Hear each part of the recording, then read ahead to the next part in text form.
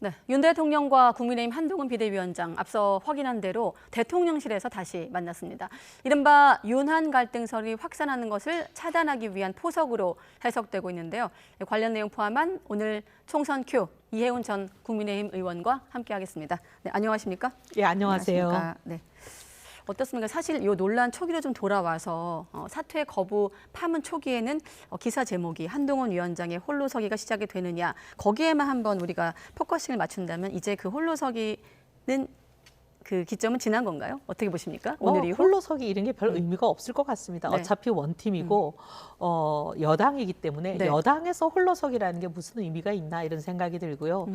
한동훈 위원장 자체가 대통령을 지우고 생각하기는 어려운 분이라고 생각이 듭니다. 그리고 네. 총선까지 대통령과 같이 가야 이게 승리가 오는 거지 대통령을 지우고 한동훈 위원장 홀로 선다는 것도 사실 어떻게 보면 무망한 일이고 대통령과 원팀이 될 때 승리가 오는 거고 국정 운영이 탄탄히 받쳐지는 거고 많은 우파 지지자들이 그걸 원하고 있기 때문에 홀로 선다는 것 자체가 그렇게 필요한 일일까 그런 생각이 듭니다. 네, 이제 총선 국면이기 때문에 한동훈 비대위원장의 놓인 과제를 한번 중심으로 질문을 한번 드려봤는데 같이 가야 되기 때문에 같이 가야 원팀이기 됩니다. 때문에. 같이 가야 승리도 있고 그래야 대통령도 살고 나라도 살고 그리고 한동훈 위원장에게도 저는 네. 그게 오히려 좋은 거라고 봅니다. 네, 그렇군요. 일단 아까 윤재 원내대표 그 설명에서도 있었습니다만 민생과 관련된 얘기를 주로 나눴다. 네, 그게 맞다고 선거 봅니다. 얘기는 없었다. 자, 일단 이 자리에서 선거 얘기는 어느 정도 나올 것인지 또 하나 김건희 여사에 대한 어떤 대통령실 대응? 물론 이제 사람이 많이 배석한 자리이기 때문에 아무리 저는 이제, 극도로 네. 조심했을 거라고 봅니다. 저희도 이런 일을 많이 해보고 예. 또 이렇게 대통령 저기 주최하시는 오찬이나 만찬에 가보는데 네. 저희가 옛날에 지도부를 할 때도 이렇게 민감한 시점에는 왜냐하면 이게 다 눈과 귀가 있거든요. 네. 그런 말이 있잖아요. 지도 새도 모르게 얘기하면 지와 새만 모르고 다 안다. 이게 다 나가게 돼 있거든요. 네. 근데 거기서 어떤 민감한 얘기를 하나라도 하게 되면 그게 어차피 다 나가게 돼 있기 때문에 절대로 그런 말을 해서는 안 됩니다. 근데 지금은 모든 언론의 귀, 국민의 귀가 그 말을 했을까 안 했을까에 다 쏠려 있다는 거 모르는 네. 사람 저기 아무도 없습니다. 그렇기 때문에 아마 제가 보기에는 그 말만 빼고 모든 말을 했을 것 같아요. 절대 안 했을 겁니다. 네. 하면은 그게 다 언론에 나가게 돼 있거든요. 그거 그러니까 안 해야만 이게 안전하기 때문에 제가 보기에는 절대 안 했을 것 같습니다. 네, 지난번에 21일 파문 때도 사실 대통령실 거기에 관련자가 여럿 있습니다만 정무 기능을 좀 못했다. 이를테면 섭섭 라인이 좀 책임론을 대두된 측면도 있었는데 그때 그 논란을 의식해서 이번엔 좀 대통령실도 관리라는 걸 좀 했을까요? 네, 저는 제가 보기에 그 말을 한 말이다라도 저기서 만약에 하게 되면 예. 그 모든 만찬 해동을 어떻게 보면 준비한 그게 다 덮여버리고 오히려 네. 그게 다 커져버리기 때문에 안 하니만 못하니 되는 일이 되거든요. 오히려 안 하는 게 차라리 나았었다. 이렇게 되기 때문에 아마 저는 극도로 조심하고 네. 오히려 안 하고 국정 운영의 동반자로서 당 정의해야 될 원래의 기능과 관련된 민생 얘기만 했을 것 같습니다. 아무튼 그 앞에 6일 전엔 또 화재 현장에서 만남이 있었고 그때부터 이제 봉합 국면이다 이런 언론 시각이 있었습니다만 오찬이 있었습니다. 그럼 이후 사실 그 이야기를 안 꺼낸 거지만 잠재적인 또 갈등의 불씨는 남아 있는 게 아닌가 하는 게 이제 대체적인 시각이지 않습니까? 어쨌든 총선 앞두고 김건희 여사 문제는 대통령실에서 어떻게든 좀 해소를 해야 될 텐데 이대로 아마 그 고민이 깊은 것 같아요. 그러니까 이제 언론에도 나오는 거 보면 네. 뭐 설명을 검토한다 이런 굉장히 조심스럽고 네. 신중한 표현들이 나오는데 저는 이 국면에서는 누구든지 입을 열지 않는 게 좋다라고 생각합니다. 이미 긴 세월 동안에 5천만 국민이 하고 싶은 얘기는 다 쏟아냈다고 봅니다. 언론의 패널들도 거의 뭐 24시간 나와서 수많은 채널을 통해 네. 또 심지어는 요즘은 공중파 말고도 유튜브나 이런 걸 통해서 수많은 얘기들을 다 쏟아냈기 때문에 이제 더 이상 지금은 말할 국면이라기보다는 대통령 다 듣고 계셨을 거예요. 이제는 대통령이 이제 결정을 내릴 타이밍인 것 같아요. 그럼 지금도 이제 대통령이 이제 검토하신다는 표현으로 얘기가 이제 조심스럽게 네. 나오고 있는데 그 결정이 내려지는 단계이지 지금은 얘기할 단계는 이미 다 지난 것 같아요. 그래서 이제 결정을 기다리는 게 더 오히려 현명한 거 아니냐. 이미 뭐 할 말을 다 했는데 여기에 또 무슨 말을 더 보태겠습니까? 네. 어떤 패널은 이런 해석을 하더라고요. 이게 그 두 사람이 20년 정도 인연이 있기 때문에 그런 사적인 관계를 통한 어떤 봉합일 뿐이지 공적인 관계만 놓고 봤을 때는 좀 갈등이 여전하다 이렇게 보는 시각도 있던데 의원님은 어떻습니까? 근데 저는 이제 공적인 관계도 이미 다 얘기할 건 얘기했고, 그 다음에 제가 보기에는 그동안에 조금의 이제 오해의 소지나 갈등의 불씨들이 약간의 미숙함 또는 이제 서로 커뮤니케이션이 조금 이제 어떻게 보면은 불충분했던 것 때문에 약간의 오해들이 있었던 부분들은 지난번 갈등으로 인해서 다 네. 드러났던 것 같아요. 이제 서로 어떤 오해가 있고 어떤 갈등이 있구나 하는 게 확인이 된 상태에서는 이제 더 이상은 뭐 얘기는 필요 없는 것 같아요. 서로 다 알았기 때문에 네. 이제는 결정하고 봉합하는 단계만 남지 않았나 하는 생각이 듭니다. 현명한 분들이니까 잘 결정하실 거라고 봅니다. 네. 그리고 봉합이라는 거는 저도 겪어보니까 이게 알고 나서는 조금 시간이 필요하더라고요. 지금은 이제 그런 숙성의 단계인 것 같아요. 숙성이 필요하지 않나. 그래서 이런 일들도 있는 거고, 이제 이렇게 서로 업무 관계 일로 서로 얼굴을 맞대고 또 얘기하고 전혀 그 갈등을 일으켰던 사안이 아닌 다른 사안을 가지고 토의하고 논의하고 또 얼굴을 맞대다 보면 사람이라는 게 또 봉합이 되더라고요. 네. 알겠습니다. 자, 그러면 의원님은 공천 국면에서 또다시 이런 갈등이 좀 재현될 가능성이 좀 낮다고 보시는 거군요. 좀 낮을 것 같습니다. 예. 예, 알겠습니다. 그래서일까요? 아까 말조심을 하는 그런 국면이라고 해서인지 한동훈 위원장이 문재인 전 대통령을 비공개 방문했다 이런 설이 났고 만나지 않았다 정도가 아니라 지금 강력히 대응하겠다 수사까지 의뢰한 상황이거든요. 좀 이례적으로 강력한 대응으로 보이는데 같은 맥락일까요? 같은 맥락이라고 보는 게 저희가 굉장히 이제 트라우마가 많습니다. 2002년으로 되돌려 보면은요, 김대엽이라는 사람을 내세워서 천하의 어떻게 보면 범죄자였잖아요. 네. 그분이 범죄자인 것은 나중에 다 드러났지만 당시에는 그분이 범죄자인 것을 모르고 많은 사람들이 속아 넘어갔거든요. 거짓말에 속아서 선거 결과는 되돌리지를 못합니다. 그 사람이 범죄자인 건 나중에 사후적으로 판명이 됐지만, 근데 최근에 여러 가지 일들을 보면 그런 여러 가지 트라우마를 떠올릴 수밖에 없어요. 덫을 놓아서 여러 가지 이제 사람들이 속아 넘어가게 만드는 여러 가지 올가미들이 생기는 것을 보면서 이것을 가지고 우리 내부에 적전 분열을 일으키고 서로를 불신하게 만들고 이 네. 틈을 벌리고 이런 일들이 자꾸 일어나니까 이거에 속지 말아야 되겠다 이런 생각을 하고, 이게 사전에 그런 기미가 보일 때 이제 이것을 차단을 원천적으로 해야 되겠다는 그런 어떻게 보면 긴장감, 네. 그런 게 생길 수밖에 없는 거죠. 그러니까 이런 틈새를 벌리려는 적전의 교란 작전이 온다 이렇게 생각을 하면 차단하자, 이게 이제 생길 수밖에 없는 것은 인간 본연의 본성이라고 봅니다. 네. 그래서 이제 사전에 차단하는 거라고 보고요. 저는 이제 제2의 김대엽 사태가 생각이 요즘 계속 나거든요. 예. 여러 가지 덫을 놓는 거를 보면. 그래서 또 이런 일을 하려는 거 아닌가. 저는 그런 생각이 들어요. 그래서 이런 네. 거는 미리 차단해야 된다. 알겠습니다. 미리 차단하기 위한 예. 대응의 일환이다. 차단하는 게 맞다. 예. 예. 또 그런 땅을 치는 그런 일을 만들지 않으려면. 네. 그리고 아까 전에 대통령실 고민은 끝났고 이젠 결정을 내릴 타이밍이라고 말씀하셨거든요. 대통령이 지금 김건희 여사 관련해서 입장 표명을 검토하는 것으로 전해지고 있다까지 알려지고 있고, 시기랑 그 방식을 놓고 좀 고민이 길어지는 것 같은데 어떤 좀 결정을 예상할 수 그건 뭐 있을까요? 대통령께 맡기죠. 지금 우리가 수없이 얘기를 했잖아요. 뭐 이래야 된다, 저래야 된다, 뭐 수없이 얘기를 했는데 이제는 더 이상 뭐 수많은 아이디어들도 드리고 의견들을 냈으니까 대통령 결정하시게 기다리죠. 뭐. 네. 의원님의 아이디어는 어떤 겁니까? 이미 다 말을 다 했어요. 네. 더 이상 얘기할 필요 없는 것 같아요. 네, 지난번에 나오셔서 담화 형식을 좀 추천하기도 하셨는데 아무래도 총선 앞두고 있으니까 의원님을 포함해서 예민한 문제에 대해서 언급을 좀 조심하는 거는 이해를 합니다만, 그런 좀 논란을 좀 막기 위해서 제2부소실 문제, 특별감찰관 이런 여러 관측도 있는데 이 부분은 좀 해법으로 해법이 될수 있을까요? 다들 많이들 얘기하셨는데 수많은 해법이 다 나왔습니다. 근데 대통령께서는 이 해법은 뭐든지 취할 수 있는 어떤 방법이든지 다 취하시면 좋을 것 같아요. 그래서 대통령께서 워낙 이 부분은 전문가시잖아요. 네네. 법조인이시고 그리고 특별감찰관 제도도 어떤 건지 너무나 잘 아시고 하니까 전문가들 의견을 다 충분히 수렴하셔서 네. 그 취할 수 있는 해법은 뭐든지 취하시는 방향으로 저는 검토하실 거라고 봅니다. 지난번 나오셔서 대통령의 화법이 미괄식이라는 부분이 좀 인상이 깊었고, 그래서 저도 그걸 고리로 여러 좀 질문을 다른 패널들에게 드리기도 했었는데, 그렇게 한번 질문 드린다면 지금 시점에서 만약에 담화문을 발표한다. 지금 여당 내에서도 최소한 사과는 아니어도 해명 정도는 있어야 된다고 그런 해석들이 많거든요. 거기에 대해서 어떻습니까? 아니, 이제 대통령이 이제 설명하시는 걸 검토하신다 그러니까 설명하시는 걸 검토하신다면 네. 그 뭐 결정을 기다리죠. 뭐. 예. 네, 알겠습니다. 그런 건 좀 지켜보기로 하고 당내 상황으로 좀 넘어가 보겠습니다. 자, 총선을 앞두고 있는 국민의힘, 그 국민의힘 안에서도 수도권, 또 그 안에서도 한강벨트가 좀 어제 오늘 언론에서 관심을 받고 있는데 총선 승부처기 때문이겠죠.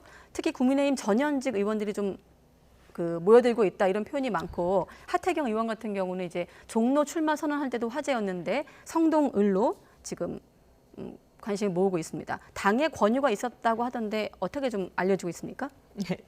당의 권유라는 게 굉장히 애매한 표현이에요. 네. 이제 여러 가지 유형이 있죠. 네. 당을 사랑하는 사람이 야 여기 나가봐라 하는 권유가 있고 이거는 뭐 누구나 그런 권유를 받죠. 네. 저도 수없는 권유를 받고 안 받은 사람 거의 없을 겁니다. 네. 이거는 그냥 어떻게 보면은 뭐 속된 말로 별 의미 없는 권유일 수도 있죠. 수많은 네. 사람들이 권유를 누군가에게 하니까. 근데 이제 그게 아니라 만약에 당에 책임 있는 공천에 관련된 사람이 특정 지역을 집어서 그 지역의 공천을 사실상 보장해주는 권유를 했다면 이거는 심각한 폭탄 선언이죠. 네. 이건 어떻게 보면 양심 선언에 해당하고 지금 한동훈 비대위원장이 공언하고 계시는 시스템 공천이라는 것이 거짓말 쇼에 불과하다는 것을 거의 폭로하는 거나 다름없는 이거는 상당히 심각한 폭탄 선언입니다. 이거는 불법이고 네. 이거는 범죄행위가 될 수 있고 선거법 위반이 될 수 있고 수많은 사람이 이제 이게 선거법 위반에 몰리게 되는 아주 중대한 발언인데 설마 그렇게 하겠습니까? 그럴 리는 없다고 보죠. 네. 그래서 그런 유형이라기보다는 당을 사랑하고 하태경 의원을 사랑하는 사람들이 저기 나가보면 좋겠다 정도의 그런 애정 어린 조언 정도가 아닐까 생각을 합니다. 그런 조언은 모든 정치인들이 수많은 사람으로부터 받고 있습니다. 의원님은 어떤 표현을 좀 기억에 남는 권유가 있었습니까? 당내에서? 저는 이제 우리 지상욱 위원장이 불출마 선언을 한 날 네. 이제 당을 사랑하고 또 저에 대해서 이제 애정을 갖고 있는 많은 사람들이 네. 야 저기 나가서 당을 위해서 지금 이제 전쟁이 시작이 됐는데 우리 장수가 퇴장을 했으니 저기 나가서 어쨌든 승리하는데 도움을 보탬이 돼야 될 거 아니냐 나가봐라 하는 그런 많은 권유를 받았고 예. 저도 당에다 제가 열심히 해보겠습니다 하고 신고를 했죠. 네, 성동을 지역이 이제 의원님 포함해서 굉장히 치열해질 예. 텐데 형평성 차원에서 이제 하태경 의원의 생각은 지금 저희가 화면에 준비했고 이전 의원께 바로 여쭤보면 될 텐데 수도권에 경쟁력 있는 인적 자원이 부족하다는 하태경 의원의 말은 어떤 겁니까? 구체적으로? 그건 제가 뭐 그분의 뜻이 무슨 뜻인지 모르겠지만 네. 저는 그렇게 생각했습니다. 수도권에 지금 이제 저희가 8석 지금 서울을 예를 들어서 보면 네. 49개 선거구가 있는데 그중에 8석이 저희 현역 의원이 계세요. 그 얘기는 49분의 8. 저희가 절대 다수 의석을 저희가 뺏겼다는 얘기거든요.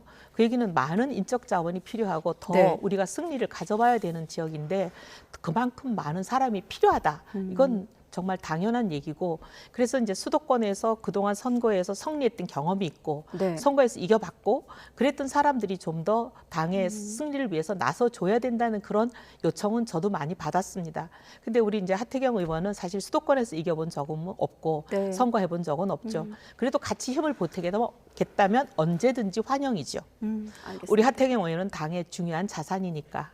알겠습니다. 혹시 하태경 의원도 YTN 뉴스큐에 출연 의사 있으면 연락 주시면 함께 또 소개하도록 하겠습니다. 사실 이현주 전 의원 복당설 관련 질문은 여러 번 좀 반복이 돼서 뺄까 했는데 마침 또 이전 의원님과 바른미래당 시절에 함께한 또 경험이 있는 것 같아서 이현주 전 의원에 대한 복당설 여기 나오셔서 이제 고민하고 있다고 하셨는데 꽤 고민이 길어지고 있거든요. 좀 남달리 보실 것도 같아서 한번 질문 저는 준비했거든요. 같은 여성 의원이고 네. 또 어떻게 보면은 같이 개혁 보수의 길을 한때 걸었던 네. 사람으로서 너무 안타까워요. 이현주 의원에게 꼭 하고 싶은 말은 네. 이현주 의원이 한동안 어떤 얘기를 했었냐면 예. 진보의 이름을 빌어서 상당히 몰가치적인 행위를 하시는 분들에 대한 비판을 굉장히 강도 높게 이어갔거든요. 네. 그리고 그분이 얘기했던 게 그 보수의 가치에 대한 자기의 그 정말 혼을 담은 담아서 했던 얘기들을 많은 분들이 지금 기억하고 계실 거예요. 얼마나 보수가 중요하며 그다음에 이 대한민국의 애국의 길에 서서 있었을 때 그 보수가 왜 중요한지를 그렇게 혼을 담아서 얘기하신 걸 다 기억하고 있는데 보수를 버리고 진보의 길을 간다는 게 저도 이게 납득이 잘 안 돼요. 네. 그럼 지금까지 이현주 의원님이 하셨던 그 말은 공허한 얘기였나? 아니면 그럼 진심이 담기지 않은 그럼 어떻게 보면은 허무한 얘기였나? 네. 그런 굉장히 이제 혼란이 와요. 근데 저는 이현주 의원이 그렇게 빈 얘기를 했을 것 같지가 않은데 네. 지금 당장 본인의 정치적 유불리에 갑자기 사람이 혼란이 올 수는 있잖아요. 네. 근데 그런 일시적인 혼란이시라면 부디 마음을 강하게 먹고 지금 약간의 그 눈앞의 어려움 때문에 네. 본인이 지금까지 지켜오셨던 그 가치, 보수의 가치 이걸 버리지 마시고 꿋꿋하게 이겨내시고 평생이 지켜왔던 가치와 원칙으로 돌아오시기를 저는 정말 간곡하게 권하고 싶어요. 네. 본인은 정작 그 제3의 길을 늘 개척을 했고 이를테면 이제 친문 전사에서 반윤 전사로 변신하는 것이냐라는 공격에 대해서 이를테면 반윤이면 친문도 괜찮느냐는 질문에 대해서 제3의 길을 개척했다고 논리를 말을 하고 있는데 이미 탈당을 한 상황이고 만약에 지금 그 길을 말리고 싶다면 그럼 이현주 전 의원은 어디로 가야 되는 겁니까? 저는 반윤 친윤이 중요한 게 아니라 가치와 원칙이 더 중요하다고 생각합니다. 보수와 진보의 그 큰 대원칙에 있어서 본인이 네. 갖던 보수의 원칙이 반윤이냐 친윤이냐 이거보다 더 중요한 가치라고 봅니다. 네. 어떻게 보면 이 조그만 사소한 이 플럭추에이션이 있잖아요. 그거보다 더 중요한 거는 장강의 흐름과 같은 거대한 그 트렌드에서 벗어나지 않기를 간곡히 권하고 싶습니다. 네. 아무튼 이현주 전 의원 복당설과 맞물리면서 친문과 또 친명의 개파 갈등 겪고 있는 민주당 지금 선거제 개편 논의도 매듭짓지 못하면서 지도부 고심도 깊어지는 분위기거든요. 또 관련 발언 듣고 의원님께 질문 드리겠습니다. 민주당이 백리병으로 야권의 비례의석을 독점을 하면 우리 민주당 의석은 매측이 늘어나겠지만 민주진보 개혁 진영의 전체 의석은 저는 굉장히 손해를 볼 수밖에 없다고 생각을 하고요. 특히 이제 선거제가 대행으로 명분도 잃고 윤석열 정권에 대항을 하는 야권의 연합 전선도 좀 무너지게 될 것이다 이런 생각을 제가 갖고 있고요. 몇 자리 욕심내다가 개도 그룹도 다 이럴 수 있다. 소탐대실이다. 조만간 지도부가 결정을 하고 당내 의견을 수렴할 생각이 다른 당내 의견 결집은 이번 주 안으로 모아져야 되겠죠. 저는 제도에 대한 호불호는 없습니다. 어느 제도든 뭐 장점과 단점을 갖고 있기 때문에 다만 더 중요한 것은 연동형이냐 병립형이냐 문제가 아니라 비례 후보 선출 방식의 문제라고 생각을 해요. 그러니까 비례대표 선출 방식에 있어서 얼마큼 민주적이고 개방적이고 투명하게 하는 것이 더 중요하다 이렇게 보고 있습니다. 네, 일단 야당은 민주당은 협상 테이블에 올릴 좀 개정안 출구를 찾고 있는 것 같고 여당 같은 경우는 지금 현행 유죄 대비해서 위성정당 창당으로 좀 압박에 나서고 있다까지 확인되고 있거든요. 이 문제는 어떻게 좀 될까요? 저는 정말 민주당이 저렇게 하는 게 이해가 안 됩니다. 연동형 비례제를 들고 나온 이유가 뭡니까? 거대 양당이 완전히 진영 정치하는 거에서 이 폐해를 없애자라고 약소 정당들에게도 그들이 얻어야 될 정당한 표만큼의 비례대표제를 통해서 의석을 주자라는 거잖아요. 지금 그냥 1등하는 사람이 한 석을 갖는 지역구 제도 하에서는 사실 약소 정당들이 상당한 표를 얻었음에도 불구하고 1등이 되지 못했기 때문에 네. 의석을 못 갖는다. 그래서 그 없어져 버린 표만큼을 비례대표제에서 좀 보충해 주자라는 거잖아요. 근데 저렇게 하는 연동형 비례제를 해놓고는 자기들이 위성정당을 만들어 버리면은 사실 약소 정당들이 그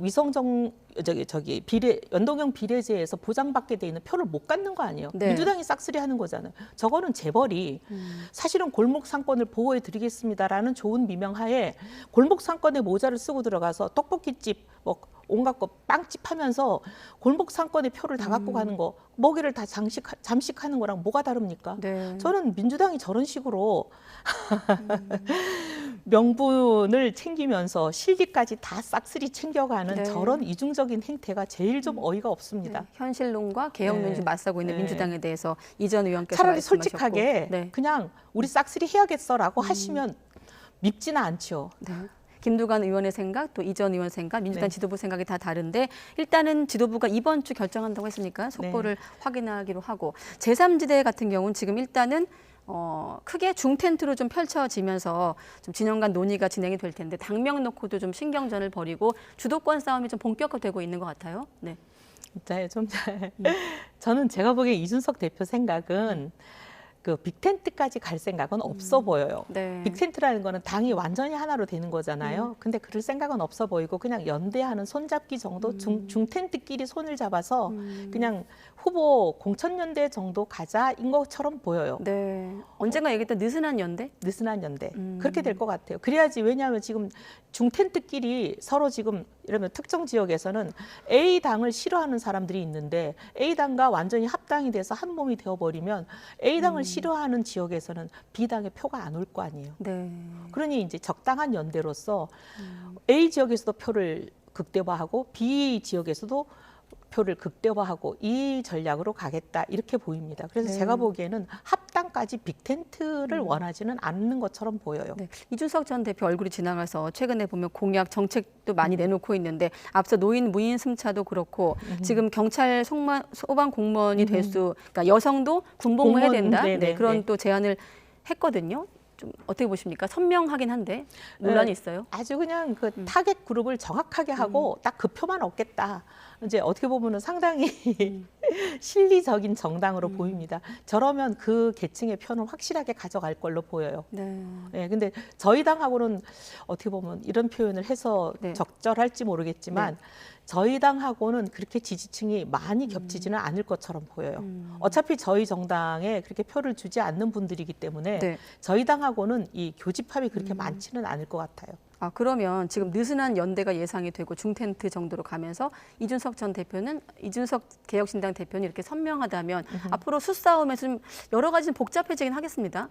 네. 이낙연 전 대표랑. 이낙연 전 대표랑 복잡한데 이낙연 전 대표가 바라는 거는 빅텐트인 것 같거든요. 그래서 결국 하나는 빅텐트를 원하지 않고 하나는 빅텐트를 원한다면 네. 결국 결론은 느슨한 연대로 갈 가능성이 좀 높아 보이고 그러면 결국 이제 국민의힘 입장에서는 그렇게 큰 손해를 보지는 않되 민주당은 좀 손해가 있을 것 같습니다. 네, 유승민 전 의원 얘기까지만 하고 마무리하면 잔류 의사를 밝혔거든요. 제3지대 가능성이 계속 거론됐는데 어떤 판단이 있었는지 혹시 관련해서 얘기 나눠보신 저는 뭐 적 있습니까? 그분하고 이미 절연된 지가 꽤 오래됐고 윤석열 우리 후보께서 입당하시자마자 저는 즉각 도왔는데 이미 그보다 훨씬 오래전에 유승민 의원하고는 절연된 지가 오래돼서 네. 그분이 어떻게 지내시는지는 전혀 모르지만 제가 보기에는 그럴 걸로 예상했던 대로 가고 있습니다. 어떻게 움직이실지 그냥 제가 예상했던 대로 가는데 네. 출마는 안 하실 걸로 저는 예상합니다. 예상하는데 근데 네. 오히려 남으신 것도 저는 제가 예상했던 바고 아마 신당에 계시는 분들하고 뭐가 잘 안 맞을 걸로 저는 생각을 했었거든요. 신당이랑 안 맞기 때문에 잔류 가능성이 높았다. 저는 그렇게 봤습니다. 그분이 이제 왜 그랬는지 정확하게 알지는 못하지만 네. 저는 잔류할 것이다 그렇게 봤었는데 잔류는 하셨고 근데 오늘 잔류의 변은 보니까 제가 생각했던 것과는 다른 잔류의 변을 일단 내셨는데 네. 뭐 제가 생각이 틀렸을 수는 있죠. 예. 근데 출마는 안 하셔도 당이 활용을 할 건가? 저는 당이 활용할 가능성도 별로 그렇게 높아 보이지는 않습니다. 네. 당에 계시는 분들은 이제 유승민 의원의 활용 가능성에 대해서 그렇게 높게 생각하지는 않는 것처럼 저는 기류를 느꼈습니다. 네. 하지만 그래도 이제 당에서 여론조사 같은 걸 해보시면 좀 좋을 것 같아요, 저는. 여론조사를 해서 어떤 계층에게 소구력이 있는가를 보고 소구력이 어느 정도 있는 계층이 나오면 그 계층을 향해서 타겟 그룹을 향한 그런 이제 카드로 활용하시면은 나쁘지는 않을 것 같은데요. 네. 여론조사까지 제안을 해주셨습니다. 네. 시간이 되면 좀 절연하시게 된 계기도 여쭤보고 싶은데 시간이 많이 빠듯해서 여기서 마무리하겠습니다. 이혜훈 전 국민의힘 의원이었습니다. 고맙습니다. 감사합니다.